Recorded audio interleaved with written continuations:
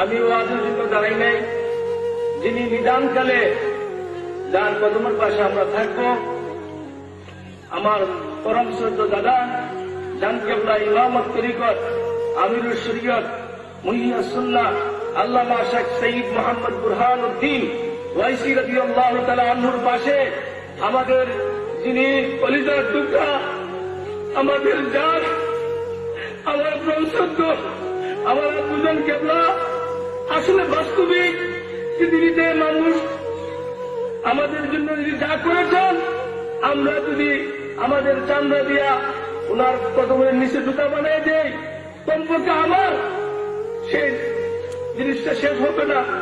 আমি ঘটনা বলে আমি শেষ করে দিচ্ছি। আপনারা জানেন গত বছর আমার একটা অপারেশন হয়েছিল। আমাকে যখন ডাক্তারখানা ডাক্তার সিরাজ হিসাবে কাছে নিয়ে গেলেন, আমার শ্বশুর নিয়ে গেলেন, তখন আমি মনুষ্য অবস্থা অজ্ঞানের মতন বেদনা অস্থির হয়ে গেছি যে আমি যে বাঁচবো আশা আমার নাই।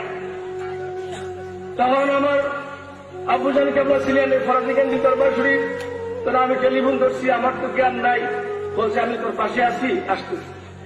বাবাজান আমি যখন অপারেশন থিয়েটারে গেলাম, আমাকে হাত পাও বান্ধে ফেললো, তখন আমি চোখটা অজ্ঞান হয়ে বন্ধ দেখতেছি আমার মুর্শিদ কেবলা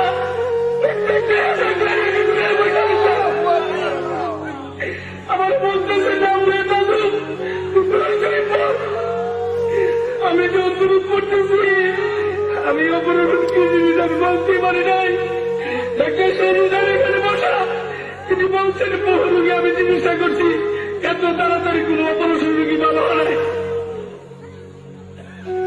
আমার কেবলা মন্ত্রী হিসাবে 10,000 টাকা বাড়াইছে, আর এক কথা শুনলা 25,000 টাকা বিল হয়েছিল ডাক্তার সিরাজ হিসাব বলে আমি 1 টাকা নিব না।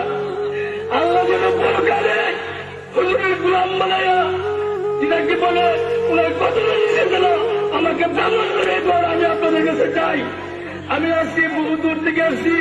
আমার প্রতি বছর তিনি ক্লাসে বলতেন যে আমার দাদা ইমামত তরিকত বলছেন আমার ওয়াইসাই ছেলেরা যেখানে যেটা যাবে সেটা কত ভালো থাকবে, চলবেন না। সুবহানাল্লাহ।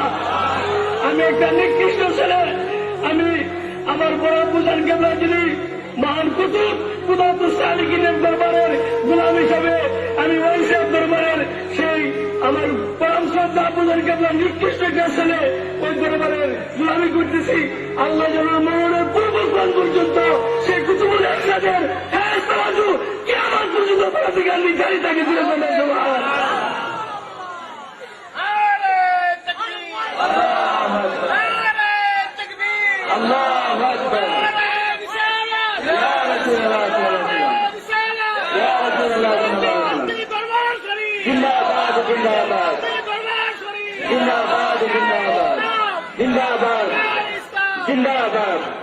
আমার সঙ্গে আমি ব্রাহ্মণবাড়িয়া নিউ মার্কেট 3টা গদির মালিক আবু সালেহ সাহেব নিমঙ্গিপুরের জন্য আসছে একটা কথার কারণে। উনি বলতেন আমার আব্বাজান 25 বছর ইমামতি করছেন, 1 টাকা উনি নাই। তখন 17 হুজুর আমার দাদা ইমামত তরিকত গেলেন, ওনাকে আগে নিয়ে দেখেন। তখন ওনার আব্বাজান হাফেজ সাহেব জিজ্ঞেস করলেন 17 হুজুরকে, হুজুর আপনি কি পুরান সব হুজুর আগে নেন, অন্য হুজুর নেন না? তো বাবা তোমরা জানো না আমার পুরান জানে আমি দেখি আগে আসতেছে, এই জন্য আমি সিয়ার চাই না, আমি দলে যাই যাই আমার পুরানকে আমি রিসিপ্টন করি। জুড়ে না দেন না তাকবীর, আমি ইসলাম একথা কে আমি ছেড়ে দেবো।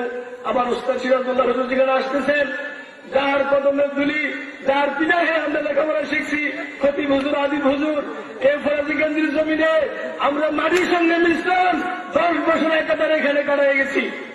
প্যারা হাজরিন, এই কথাটা বলে আমি শেষ করে দিচ্ছি। বাংলার জমিনে বহু জায়গায় বহু পীর মুর্শিদ দেখবেন, আমার হুজুর কাবলার উত্তোলনীয় আর অদ্বিতীয় তাহা দেখবেন না। জোরে সুবহানাল্লাহ। উনি ডাক্তারের দিক দিয়ে গেল উচ্চ ডাক্তার, এবং বৈজ্ঞানিকের দিক দিয়ে গেল কোন বিজ্ঞানী সেটা পারে না। তার কারণ কি জানেন? এই কথাটা আমি বলিয়া যাই। হুজুর কাবলা নিজে বলছেন যে আমি গেলে যারা জামাতে ইসলাম এরা আমার বড় জানে, একটা কথা জানেন, আসলে আমি যেটা জানি 1961 ইংরেজিতে একজন হাজী সাহেব ব্রাহ্মণবাড়িয়ার ইমামত তরিকত আমার দাদা হুজুরের সঙ্গে গেছেন তিনি হজ করতে। উনি বলেন আমার হুজুর কেবলা যখন এই আমার আব্বুজান কেবলার জন্য দোয়া করতেন, ইয়া রাসূলুল্লাহ আমার বাবা মনজুর আহমদকে আপনি কবুল করেন, তখন তিনি বলতেন বাবা আমি তো দোয়া করতে পারি না, আমি চোখটা খুলে দেখি আমার বাবারে নবীজি খুলে রেখেছিল কথা শোনা।